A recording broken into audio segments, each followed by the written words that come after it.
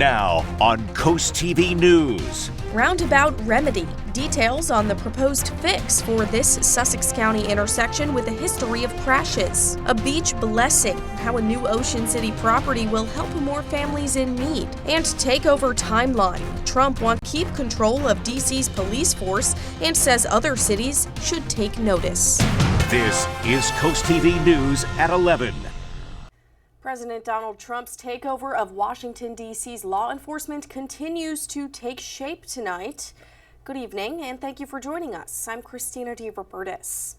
And new tonight, a White House official says the presence of National Guard troops is expected to expand.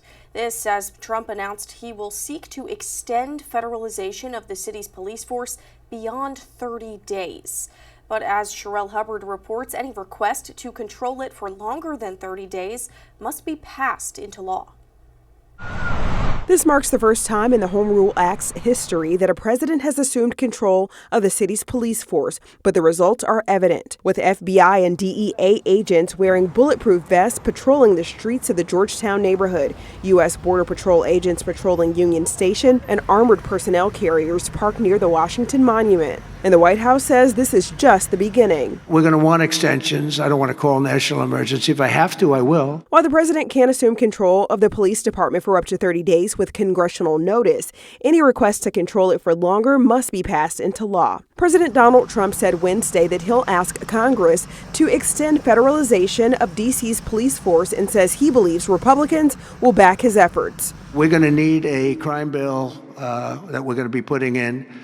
And it's going to pertain initially to D.C. Trump has warned other Democratic-led U.S. cities like Chicago, Los Angeles, and New York City to take notice. It's happening right now here, but this is a risk to every city, every state, every American, because this is fundamentally un-American. D.C. officials are also issuing warnings of their own to their constituents and beyond. To protect our city, and to protect our autonomy, to protect our home rule, and make sure we elect a Democratic House so that we have a backstop to this authoritarian push. I'm Sherelle Hubbard reporting.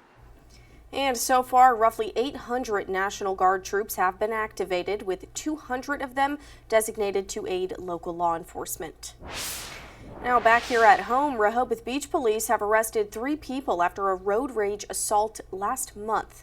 Officers say a confrontation at the Rehoboth Avenue traffic circle on June 20th left a 62-year-old man with life-threatening injuries. He was flown to the hospital. He's since been released.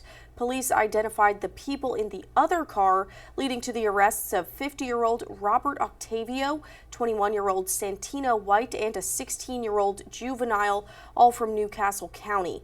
And they're facing charges including assault and conspiracy.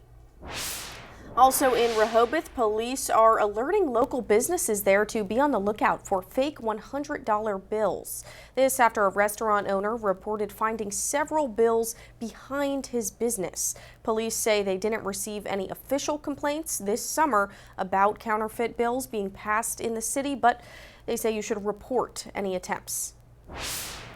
Changes could be on the way for a Sussex County intersection that officials say has a history of crashes. Our Coast Copter flew over Gravel Hill and Sand Hill roads in Milton today. It's the site of a proposed roundabout. DelDOT says the project is designed to ease congestion and reduce crashes. The agency hosted a public workshop about this earlier this evening to get some feedback on the proposal. We are hearing a couple concerns with the truck traffic that's along Route 30. These are very big trucks, and we do have our design to accommodate the larger trucks. We do provide a truck apron for the trucks to safely navigate through that roundabout. And if you didn't make it to the meeting, don't worry. DelDOT also taking public comment until September 19th on that potential roundabout in Georgetown. Now we're taking a look into Lewis, and we're going to turn it to our first alert meteorologist, Chris Mastrobono. Good evening, Chris. Good evening, Christina. We've been spared any rain this evening for the most part. That is stayed up to our north. We saw a high of 90 in Georgetown today, 88 in Salisbury, 84 City, and you really felt that humidity. Those dew points were well in the 70s today. Most of that shower activity and rain was to our north, but we saw one little thunderstorm pass through Bowers and just kind of grazing Slaughter Beach. This is pushing out into the bay. Of a marine statement there up through about 11:30. Seeing a few spotty showers develop to the south across Whiteburg, Goodwill, Georges Island. These are pushing to the south of Ocean City. So can't rule out a spotty shower, rumble of thunder here for the next few hours. Otherwise, it will remain partly cloudy and pretty muggy overnight, setting the stage for a warm day tomorrow. Highs around 90 through the inland and eastern shore with scattered showers and storms developing later on in the afternoon through the evening hours. Some of those storms could be pretty drenching, but we are looking drier and pleasant for the weekend. We'll talk more about that coming up in the full 7-day. Christina. Thank you, Chris. Well, it seemed like it was a nice beach day in Bethany today. It was pretty hard to find a spot on the sand, but we're talking about the water now. The water, that's where DNREC found increased levels of bacteria, causing a swim advisory to be issued. And CoastTV reporter Brandon Ferguson shows us how people planned around that advisory today. Walking to the beach, getting into the water, but at your own risk after DNREC found fecal indicator bacteria in Bethany. I was worried about the riptide more than I was about the bacteria. DNREC says Monday's sample found a 400% increase of the bacteria. Ellen Smith is visiting the coast, and an advisory was not stopping her from enjoying the water. Might be rolling the dice, but at least we get to enjoy this day. You only get a finite amount of time for vacation, so it was either the pool or this, and I feel like they both have bacteria. This is only an advisory, and you are still allowed to go in the water, but people with weakened immune systems are at a higher risk of getting sick from water contact. Elliot and John Bucky are visiting Bethany Beach and say people should decide what's best for them. If the germs are going to harm them, then that's pretty dumb if you're going in. DNREC says today's advisory ended at 4:30, and because of how quickly the conditions change here in Bethany Beach, DNREC says they just need to take a sample of the water before fully lifting the swimming advisory.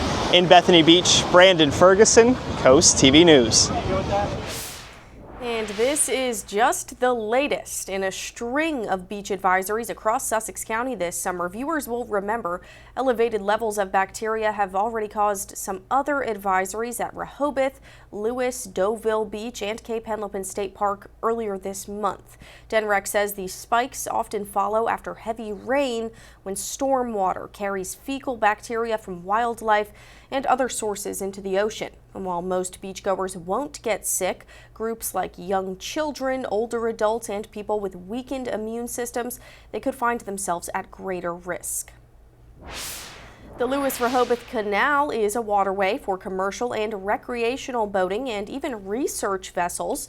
Soon, it will be home to the next dredging project here on the coast. The Army Corps of Engineers has just granted $9.6 million to dredge the canal from the Freeman Highway Bridge to its entrance at the Rehoboth Bay. The project will remove about 90,000 cubic yards of sediment from the canal, according to the Army Corps. Fisherman's Wharf owner H.D. Parsons says the shallowness poses a threat right now.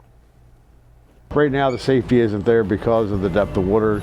Somebody thinks they're in good shape and they speed the boat up. Next thing you know, they hit the bottom and people get hurt. And right now work is scheduled to begin October 2026, but it could start as early as this October. A new law creating a state-level Department of Veterans Affairs in Delaware was signed by the governor today. House Bill 1 establishes the department, which will be led by a cabinet, and it aims to make it easier for Delaware's more than 75,000 veterans to access benefits.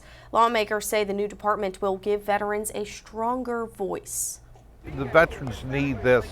We have so many veterans don't understand what their services are, what they're entitled to, what the VA benefits are, lots of things. And we need a leader to be at the forefront of all this for us.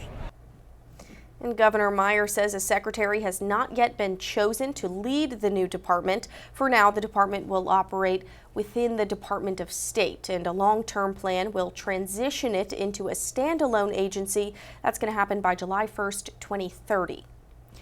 Also, Governor Meyer has signed a series of bills aimed at combating property reassessment. The bills passed after an hours-long special session on Tuesday. According to Governor Meyer, the legislation creates fairer tax rates, gives homeowners flexible payment plans, and even provides refunds to people who overpaid.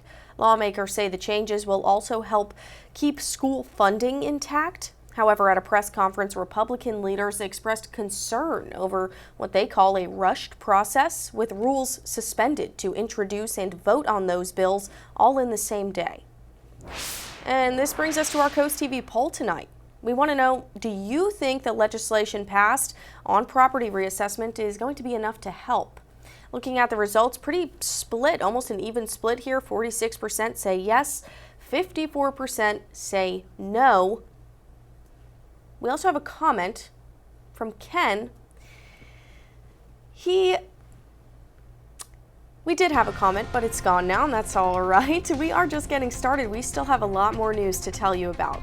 Coming up ahead, honoring a hero. 1 year ago today, Thomas Berry III died helping at a Georgetown crash, and today a new memorial for him unveiled. But first, Believe in Tomorrow opens new townhouses in Ocean City, giving families with sick children a stress-free week by the beach. And the heat and humidity continues for Cambridge tomorrow. Watch out for scattered showers and drenching downpours to develop, but we are looking at a rather dry, seasonably warm weekend ahead. We'll track the storms tomorrow afternoon and have the latest on Tropical Storm Erin in just 60 seconds. Well, it was a hot one today. We got up to 90 degrees after this below average start to the month of August. Right now we're holding at 78 in Ocean City. It is a rather muggy night out there. We're holding at 80 Lewis, 77 Long Neck, 77 in Milton, and we're at 74 in Laurel. Those dew points mid to upper 70s, so quite uncomfortable out there. We were at 79 on Saturday, and we were well below average until just a Tuesday. We had a high of 87, and then we hit that high of 90 in Georgetown. We had one little renegade thunderstorm push through southern Kent County. That is now pushing off into the bay. We have a few more scattered showers and some a little thunderstorm there just to the east of Pocomoke City. This may push into Ocean City here over the next half hour or so. A few spotty showers or storms overnight is all that we're going to really manage, and we're watching this front back off to the west. That is going to slide east for tomorrow. We're at 70 to 75 overnight. A muggy night, spotty storm otherwise. We're partly cloudy with patchy fog developing through early Thursday. We'll start out with a bit of cloud cover, partly sunny skies through the afternoon. After about 2-3 o'clock is when I expect those scattered showers and storms to develop throughout the peninsula. So we're looking at another warm, muggy day along the coast. 87 Lewis, 87 Dewey Beach, 89 in Chickateague. Low risk of rip currents, but do watch for those storms to develop through the afternoon.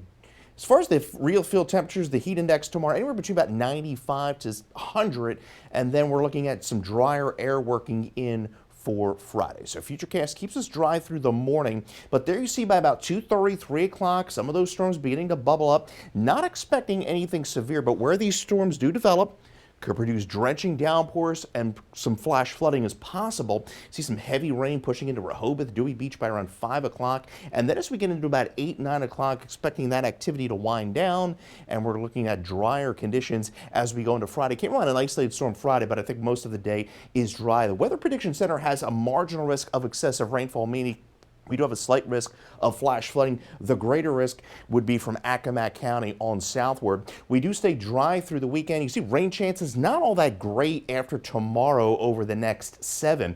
Now, as we take a look at Tropical Storm Erin, looking healthier at this hour. Sustained winds at 50 miles an hour. This is going to continue pushing into a favorable environment for development. Expecting a Category 1 hurricane by Friday. Pushing just to the north of Puerto Rico and the Leeward Islands, and then expecting to make that curve northward. What that's going to mean for the East Coast and for us here in Delmarva, dangerous rip currents and rough surf by middle to the end of next week. So we stay dry and warm through the weekend. 88 by Sunday, a bit more humid, and then we're looking at a temperature of 90 degrees by Monday. All right, thanks again, Chris. Well, the Believe in Tomorrow Foundation is growing its reach in Ocean City. The foundation purchased a neighboring property on 65th Street, and the foundation says its pediatric respite program is the largest of its kind in the nation. The goal is to give critically ill children and their families a chance to enjoy a week at the beach. This has been a long time coming. We've been working very hard. The community has been behind us and supported us, so it's a very joyful day for all of us. And quite honestly, Sunday, we will have our first family coming to stay, so what could be better? Right, and as Davis just said, the first family will stay in one of the townhouses this Sunday. Well, 1 year ago today, Sussex County lost a hero. Thomas Berry III was killed while responding to a crash in Georgetown, and while Berry was helping the driver in the crash, a utility pole snapped and brought down electrical wires onto Berry. He was a member of both the Georgetown and Ellendale fire companies, as well as a logistics technician with Sussex County EMS. Today, a new memorial was unveiled in front of the Sussex County Emergency Operations Center for Berry, who many say was one of the most dedicated first responders. He just, everything, he breathed the fire service, he breathed the EMS, he breathed the public service. That's who he was. It was who his family was, or is. Now, over the past year, plenty of tributes have been put up for Berry across Sussex County. We also stopped by the Georgetown Fire Company today, who have a memorial both outside and on his old hook. Coming up next, a rate update, how the Fed's next move could affect mortgages, cars, and credit cards. But first, Harvey Weinstein faces possible retrial before sentencing, when he'll appear in court next. This is CoastTV News at 11. Harvey Weinstein is expected to be sentenced next month for sexual assault, but that's only if he's not on trial. Earlier this summer, Weinstein was found guilty of a criminal sexual assault against a former Project Runway assistant. He was also found not guilty of sexual assault against a former model. However, a mistrial was called on a rape charge against an aspiring actress. And during a hearing today, prosecutors say they want to retry Weinstein on that rape charge. The judge said the trial would have to take place this year. The judge also said he will not sentence Weinstein until matters pertaining to that case are resolved. Weinstein will next appear in court on September 30th. YouTube is starting to test an AI estimation model that distinguishes age. It will determine if the user is under 18 based on a variety of signals, such as activity and longevity of the account. If it's determined a user is under 18, protections will be enabled, and they include reminders to take breaks or go to bed. Users will also have the option to prove that they are at least 18 with an ID. Well, when it comes to the economy, many Americans may be wondering when the Federal Reserve will lower interest rates. Those are the rates that banks charge each other to borrow and lend. And in today's Consumer Watch, Jen Sullivan explains what the Fed looks at when adjusting those rates. Interest rates impact the cost to borrow money for things like a mortgage, car payments, even credit card debt. Fed rates have remained between 4.25 and 4.5% since December of last year. The Federal Reserve will announce on September 17th whether we'll see any changes to those rates. So what does the Fed look at when considering lowering rates? One report is the Consumer Price Index, which measures the change in price for a variety of goods each month. The CPI is a measure of inflation that is really most relevant to consumers. Greg McBride with Bankrate says the CPI is just one of the many reports the Federal Reserve looks at when considering lowering interest rates. This latest CPI report, released Tuesday, shows inflation ticked up 0.2% in July, and overall, inflation is up 2.7% from a year ago. This could be the calm before the storm. The Federal Reserve also looks at unemployment numbers and overall economic growth. Many financial experts like McBride worry President Donald Trump's tariffs could make inflation worse. I'm bracing for a series of elevated inflation readings. Many businesses loaded up their warehouses with pre-tariffed goods, so experts fear we haven't seen the full impact of those tariffs on prices. It might take a few more months before those fully make their way to the consumer, and as a result, I expect inflation's going to pick up. McBride says it's too early to tell whether the Fed will lower rates in September. They'll look at August CPI report and the next jobs report. But if inflation goes up, a rate cut may not happen. For Consumer Watch, I'm Jen Sullivan. Coming up tonight in sports, the Delmarva Sports Network's Ian Nicholas goes inside the huddle with the football team at Indian River High School. And coming up, a big win as a sports legend beats cancer. How Jerry Jones won back his health when we're back. And you want to hit the golf course early tomorrow morning because we're going to see some scattered downpours develop. Mild, muggy, 76 and around 8 on our way to highs right around 90 degrees. And watch out for those downpours. We'll have a look at your 10-day forecast here in minutes. We salute Alvin Buddy Simpson for his extraordinary 70 years in the fire service. In the early 1970s, he helped start the ambulance service in Greensboro, expanding emergency care for his community. He also chaired the restoration of the historic 1927 Hale Pumper, preserving a proud piece of local history. A Korean War veteran, Buddy served his country with honor and spent a lifetime serving others at home. Spicer Brothers and CoastTV are honoring military persons and first responders serving Delmarva. If you have a family member, friend, or community member that you would like to nominate for a CoastTV salute, go to coasttvsalutes.com. Today, President Trump signed an executive order to replenish the critical pharmaceutical ingredient reserve. The order directs the Department of Health and Human Services to create a list of 26 essential drugs. HHS then has to obtain a 6-month supply of their components, preferably from a domestic manufacturer. And many active drug ingredients are made abroad, notably in India.